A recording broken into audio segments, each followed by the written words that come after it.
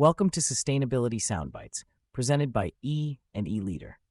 Pennsylvania ties data center permits to new grid rules. Governor Josh Shapiro signed an executive order making Pennsylvania's responsible infrastructure development standards a legally binding condition of state data center permitting, adding the Commonwealth to a growing list of states rewriting the rules for large load development. Pennsylvania Governor Josh Shapiro signed Executive Order 2026-05 on August 18th, directing the Department of Environmental Protection to withhold permits from data center projects with peak demand above 25 megawatts unless developers sign a binding consent order and agreement committing to the administration's grid requirements. Developers that sign get rolling permit review, but only after documenting that a project has secured all required local zoning and municipal approvals. Developers that decline face a slower path.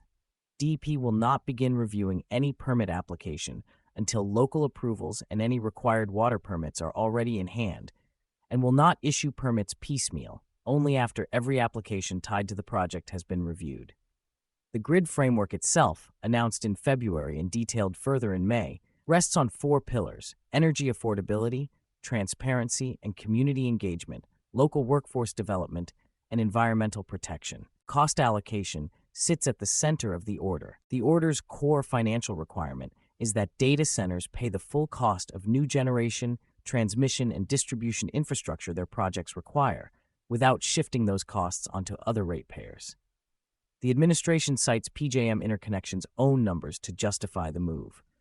PJM's 2025 load forecast projects 74 gigawatts of summer peak load growth across its territory through 2045, driven largely by data centers, and across PJM's last four base residual capacity auctions, data centers accounted for $29.4 billion, or 46% of total capacity charges billed to ratepayers, according to PJM's independent market monitor. Pennsylvania's Special Counsel for Energy Affordability is separately directed to push the Public Utility Commission toward rules that would curtail data center load first during grid emergencies, bar utilities from classifying data centers as critical load exempt from curtailment, and assign PJM reliability backstop auction costs directly to the data centers that trigger them, rather than spreading those costs across other customers. Fast-track exit and new reporting requirements. DEP is also removing all data center projects from Pennsylvania's Permit Fast-Track program, effective immediately, and making future data center projects permanently ineligible.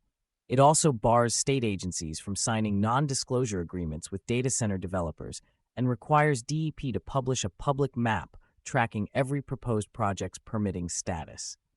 Starting July 1, 2027, and annually after that, operating data centers must report detailed energy and water consumption data to the state, including peak hourly demand, total water use by source, and any on-site generation. Compliance with grid also becomes a condition of Pennsylvania's sales tax exemption on data center equipment. DEP had received permit applications tied to 20 of the more than 100 proposed projects in the state as of the order's effective date, and only 14 locations currently hold active exemption certificates. Pennsylvania's move follows a pattern showing up across other PJM territory and high-growth states, where New York froze new data center permitting in July pending its own environmental review and community benefit framework.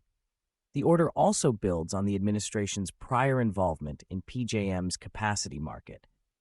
After a 2025 legal challenge helped negotiate a lower capacity price cap, the state says it has saved consumers more than $30 billion to date, a dispute that unfolded against broader federal scrutiny of whether PJM's governance can keep pace with load growth. For developers, the takeaway is simple. A Pennsylvania data center permit now depends on local approval and a binding cost commitment before state review can move at all.